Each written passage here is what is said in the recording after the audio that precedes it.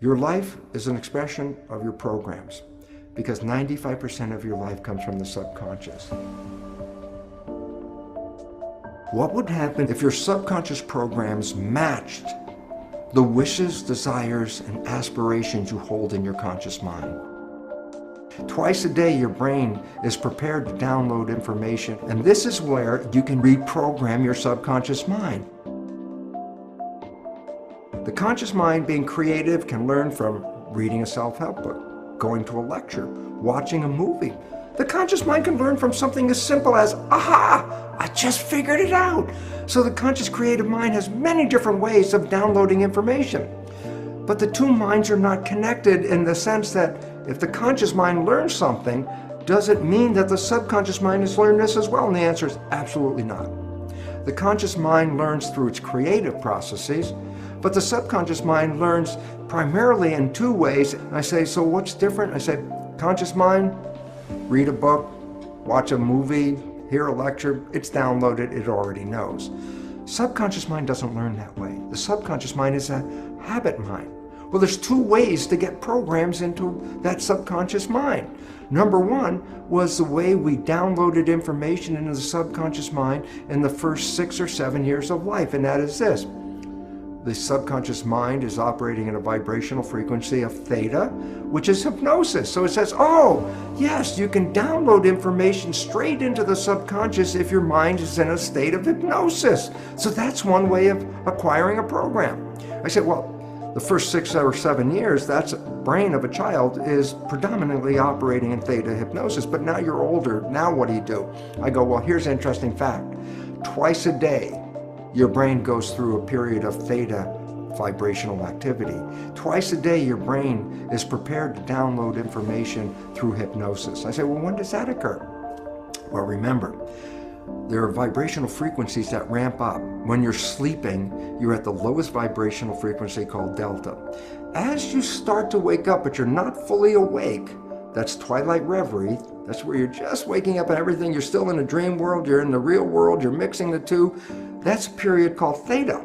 So you go from dead sleep, delta, as you begin to wake, the vibrations start to go up and you're in theta. So there's a period of theta where hypnosis can occur. But as you get more awake, theta gets to a higher vibration. Alpha, that's calm consciousness. You're just waking up. You're doing your routine chores of getting ready to leave the house. And by the time you're getting ready to go to work or at work, your brain ramps from alpha, calm conscious, to beta, which is the active consciousness that we usually engage in the busy world in which we live. Well, then you come back home. Well, you've been operating in beta at work, and guess what? You come home, you start to calm down, your brain slips into the lower vibrational frequency, alpha, calm consciousness, and as you start to get ready to go to bed, guess what? From alpha, it drops down to theta as you start to fall off to go to sleep. And when you finally are in sleep, you go from theta to delta. So that means as you're going to sleep, as you're going from the alert state to the sleep state, you also pass through theta. So twice a day, your brain is engaged in theta. On the way in waking up, going from delta to higher vibrations, you pass through theta. On the way of going to sleep, you go from higher vibrations to delta and again pass through theta. So twice a day, your brain is in a state where it is in a state of hypnosis theta. Hypnosis is indeed the first way the subconscious mind learns. But after you pass 6 or 7 years of age, the subconscious mind learns in a different way, and that is called habituation. Meaning, if you repeat something and repeat it and repeat it, the subconscious mind will download it and make it a habit. So for example, you wanted to learn the ABCs. How did you learn the ABCs? You started A, B, C, D, E, and then you couldn't remember, and then you start A, B, C, D, E, F, G, and you repeat it, and finally you get to Z. And guess what? After repeating the alphabet hundreds of times, there's a point where now it's part of the subconscious. So guess what? It's now downloaded in your mind. If I ask you to give me the sequence of the alphabet, you can simply rattle off unconsciously A through Z without even thinking about it. Why? You created a habit that downloaded the alphabet. So, after you're 6 or 7, and you want to change programming your life, a way of doing it is the conventional way, is creating a habit. repeating something on almost a religious level.